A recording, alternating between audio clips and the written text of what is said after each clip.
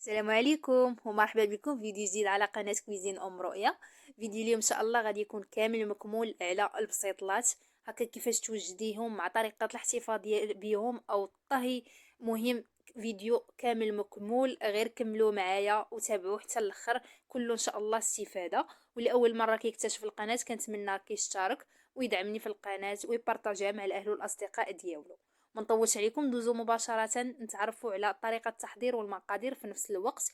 يعني البنات انا خديت واحد الدجاجه فيها تقريبا 2 كيلو و700 غرام. من الاحسن البنات الدجاج يكون واخدينه هكا بالليل ومغسول وبيت، من الاحسن ما تاخذوش في نهارو فراه ما كيجيش زوين. هنايا عندي 2 كيلو وربع ديال البصله اللي غادي نستعمل. كل دجاجه فيها 2 كيلو هكا كنستعملوا معها 2 كيلو ديال البصله.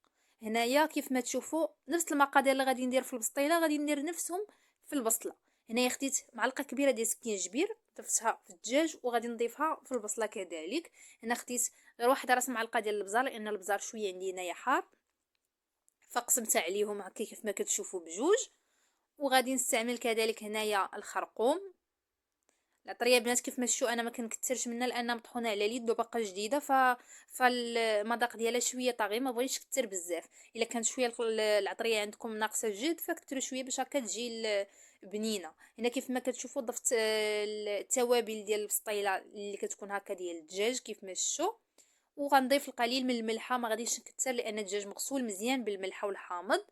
وكذلك غادي نضيفوا السمن مع زعفران فغادي يزيد هكا الملوحه. هنا ضفت واحد العويد ديال القرفه، وضفت هنايا شويه ديال الزعفران الشعره مع الملون اختياري. ضفت نص كاس ديال زيت البصله، ضفت شويه ديال الماء لهداك الدجاج. الناس انا الدجاج من الاحسن ترقدوه واحد ساعه عاد هكا طيبوه، فراه رقدته تقريبا انا غير في هذيك اللحظه وخدمت به فكنت مزروبه به. كيف ما شفتوا الماء ما ضفتش نهائيا، من غير هذا الربع كاس اللي ضفت في الاخر.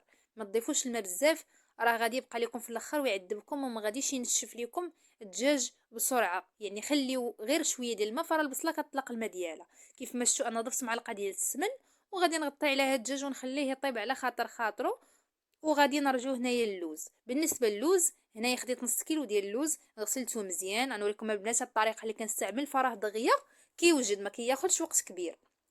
كيف ما قلت لكم هنا بعد ما غسلته حيت لهداك الغبره ديالو غادي نغلي الماء مزيان حتى كيغلى وغادي نخوي عليه كيف ما كتشوفوا. وغادي نخلي واحد الخمسة ديال الدقائق، غير كتبان لي ديك الجلده ديالو رطابت باش تعاوني هكا نفسخها.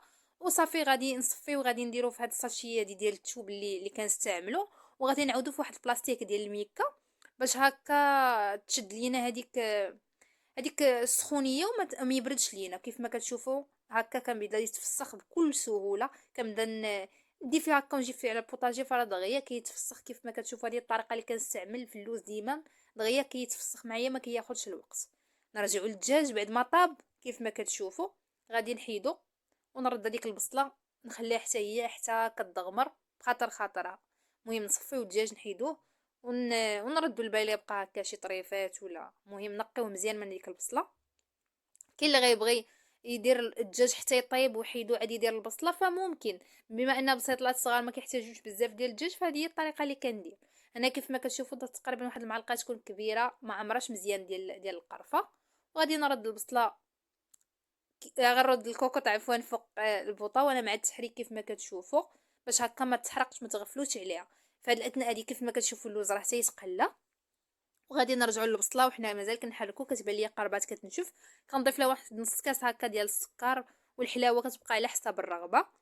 وغادي نضيف هنايا كيف ما كتشوفوا واحد شويه ديال المزهر تقريبا واحد 4 كاس. الاحسن تكون نوعيه جيده ديال المزهر. وهنايا ما غاديش نبقاو نزقاو من التحريك حتى غتبان لينا نشفات. كيف ما كتشوفوا عيننا عليها وحنا خدامين في نفس الوقت. ما تغفلوش عليها راه فهاد الوقيته هذه دغيا كتعسل وكتنشف. نرجعوا هنايا للدجاج بعد ما برد وداك اللوز راه تقلى. غادي نبدا هكا نفرتت فيه كيف ما كتشوفوا. حاولوا ما تدوزوا حتى شي عظم. الا دوز لكم هكا وسط البسطيله بصراحه راه ما خصوش يدوز، خصوصا الا كانت هكا كوموند. من الاحسن انكم تقلبوا مزيان هذاك الدجاج وتنقيوه هكا وتحيدوا كاع دوك الزوائد اللي فيه.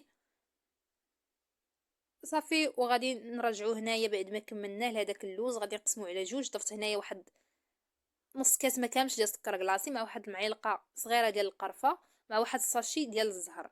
كيف ما كتشوفوا هاد المرحله هذه ما كنضيفش انا ماء زهر، من الاحسن نديروا هاد الساشي هادي باش ما يتفزكش لينا داك اللوز ويولي بحال كيولي رطب بالماء، ما كيبقاش مقرمش. صافي بعد ما طحنت اللوز، هنايا خديت واحد 4 ديال البيضات، غادي نطربهم مزيان وغادي نديرهم في هذيك التعليكه يعني مع البصله. البيض اختياري، ممكن تضيفوه ممكن ما تضيفوش. مهم حنا ولفنا في البسطيله التقليديه ديالنا ديال زمان اننا كنضيفوا البيض. كاين اللي دابا كيقول لك الريحه بما اننا درنا داك مزهر، ما تيقوا بيا ما كيبانش وما كتبقاش الريحه ديالو نهائيا. كيف ما شفتوا راه ديك الشرموله كيف ما كتبان لينا تلبات مزيان. وهنا كنضيف البيض على دفعات كيف ما كتشوفوا، وانا كنحرك مزيان. واخا البنات انا زربت الكاميرا، فراه انا كنحرك مزيان باش هكا ما يتكتلوش لينا دوك الكويرات ديال البيض. هنايا ضفت هذيك الدغميره على سميتو على الدجاج. كاين اللي كيبغي يخليها بوحديتها، فبما انه بسيطلات صغار كتجي هكا باش ما يبقاش حتى الدجاج ناشف. هنايا كيف ما تشوفوا خديت انا الورقه عفوا الصغيره وفزقتها مزيان بالزيت. من الاحسن نستعملوا البلاد ديال البخار لانها كتبقى بصراحه زوينه وكتعطي نتيجه احسن. انا غادي هنا نبدا باللوز. كاين اللي كيبدا بالدغميره ديال الدجاج مع البصله وعاد كيضيف اللوز، فكل وطريقته كله فاش كيرتاح. المهم هذه كتجيني انا اسهل. ودي هنا كيف ما كتشوفوا ضفت اللوز هو الاول، وعاد ضفت الحشوه. كنحاول هكا نقص من الورقه، وكنحاول نديرو دوك التنيات صغار باش ما يجيكمش البسطيله فيها القديسات. صغروا هكا التنيه باش تجيكم فينيه وتجيكم الشكل ديالها زوين. صافي وكنحاول هكا نقلبها ونعاود نرجعها كيف ما كتشوفوا. انا راه كنقص من الورقه بزاف باش ما تجيش هكا غليظه. يقول لك التنيات لتحت غيجيو غلاط، فراه ما كيجيوش باينين نهائيا. كنحاول هكا نلصق بالزبده مع الزيت وشويه ديال البيض باش هكا تجينا مفينيه. بقيت حتى كملت الكميه اللي عندي كامله وكنتقبها كيف ما كتشوفوا مزيان باش هكا ما تطرطقش. تقبوها مزيان البنات، ما تخليوش فيها داك الهواء لداخل باش يخرج. كيف ما كتشوفوا هنا غادي نغطيها بهذا الورق هذا كيف ما كتشوفوا باش هكا ما تخطفش لينا من الفوق وطيب من التحت على خاطرها، وعاد نهبطوها تحمر. شوفوا الفران في غنديرها في هاد الرف هذا، ماشي منها القصديره. غنضيفها في هاد الرف الفوقاني باش هكا يرجع لها غير داك الصهد وتقرمش لينا الورقه وطيب على خاطرها وما تخطفش. بنات غنشارك معكم حتى هاد الفران هذا. بصراحه البنات اللي يخدموا لي كوموند كنقترح عليكم تخدموا بهذا الفران هذا. بصراحه النتيجه ديالو كتجي واعره في الطياب ولا في الحلوى ولا في القرص ولا الخبز، يعني كل شيء شامل بشمول. هو ماركه معروفه يعني لا اشاره لا حتى شي حاجه، ولكن هو بصراحه شاكر راسو براسو. خذوا هاد لا مارك بصراحه فنه ديال تيفولي. كيف ما كتشوفوا فيه هكا جوج سوارد ديال التحت، يعني فيه العافيه الفوق والتحت كيف ما كتشوفوا هما هادو. والطوله ديالو صحيحه البنات، غير اللي بحال هكا بغات تاخذ فران على حساب الخدمه فتاخذ يعني هاد لا مارك هادي. بصراحه الله يعمرها دار، غير كتسخن واحد الشيء كتاخذ الوقت ومن بعد راه كتبدا طيب فنه البنات. مهم من خلال تجربتي انا عجبتني هاد الماركه هادي. مهم كاقتراح شاركته معكم وصافي. بالنسبه للبنات اللي هكا كيسولوا، هنايا كيف ما كتشوفوا تحمرات وما طرطقاتش كيف ما كتشوفوا. دهنت ليها الوجه ديالها كيف ما كتشوفوا بالعسل كامله. ما ديروش الناباج فراه كيرخي الورقه، ما ديروش الناباج البنات فراه كيفزقها. ديروا العسل من الاحسن. هنا خديت اللوز ايفيلي بعد ما حمرته كندهن بيه هكا الوجه. المهم مزيان اختياري كفكره وصافي. دهنت هكا الوجه ديالها بالعسل وغادي نزوقها هكا باللوز. وغادي ناخذ واحد الورقه غادي نديرها هكا في النص وغادي نغبرها بسكر كلاصي. المهم نتوما كتختاروا الطريقه ديال التزيين اللي بغيتو. وهنا خديت الورد المجفف، هاد الورد البلدي. غندير واحد الوريضه هكا الوسط. كاين اللي كيبغي يدير هكا نص بيضه او بيضه ديال السمان صغيره الوسط. المهم انتي وشنو متوفر لك وشنو بغيتي.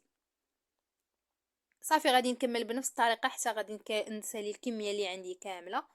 وهذا هو الاقتراح ديال اليوم. كنتمنى ينال الاعجاب ديالكم وتجربوا هاد الطريقه هذه. كتجي معلكه كيف ما كتشوفوا، سهله دغيا كتوجد، ما كتاخذش وقت كبير. بالنسبه للطريقه ديال الاحتفاظ ديالهم البنات فغادي نديرهم حتى ينشفوا هكا في المجمد، وغادي نستفهم هكا في البواطه ونفرقوا بيناتهم بواحد البلاستيك. وصافي. وقت ما كتجبدهم مباشرة للفران ما كيوقع ليهم والو، وكيبقاو كيف ما طيبناهم. ما بقى لي غير نقول